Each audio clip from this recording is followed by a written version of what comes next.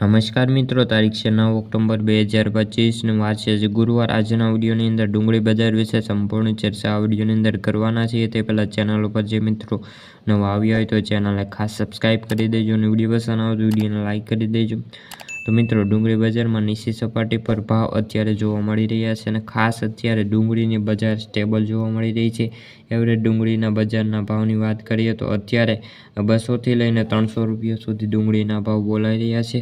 જો દિવાળી બાદ મોટો વધારો થાય તો ડુંગળીના ભાવમાં મોટી વધવાની શક્યતાઓ રહેલી છે અને ડુંગળી બજારમાં આ વર્ષે ખેડૂતોને સારા ભાવ મળે તેવી આશાઓ રહેલી છે। ખાસ કરીને આ વર્ષે ડુંગળીના ભાવ 500 પ્લસ થવા જોઈએ અને ખેડૂતોને મોટી રાહત મળી શકે તેવી સંભાવનાઓ રહેલી છે। અત્યારે તો બજાર સ્ટેબલ જોવા મળી રહી છે અને ખાસ કોઈ ડુંગળીની આવકો અત્યારે નોંધાઈ નથી, પણ દિવાળી બાદ મોટો ઉછાળો થાય તેવી શક્યતાઓ રહેલી છે। ખાસ તો મહુવા માર્કેટયાર્ડની અંદર ડુંગળીની આવકો પુષ્કળ પ્રમાણમાં દિવાળી બાદ જોવા મળવાની શક્યતાઓ રહેલી છે। અત્યારે ભાવ સ્ટેબલ જોવા મળી રહ્યા છે। તો મિત્રો, આ હતી ડુંગળીને લગતી આજની ચર્ચા। વિડીયો ગમ્યો તો વિડીયોને લાઇક અને સબસ્ક્રાઈબ કરી દેજો। ફરી મળીશું બીજા વિડીયો સાથે। ત્યાં સુધી બધા મિત્રોને જય જવાન જય કિસાન।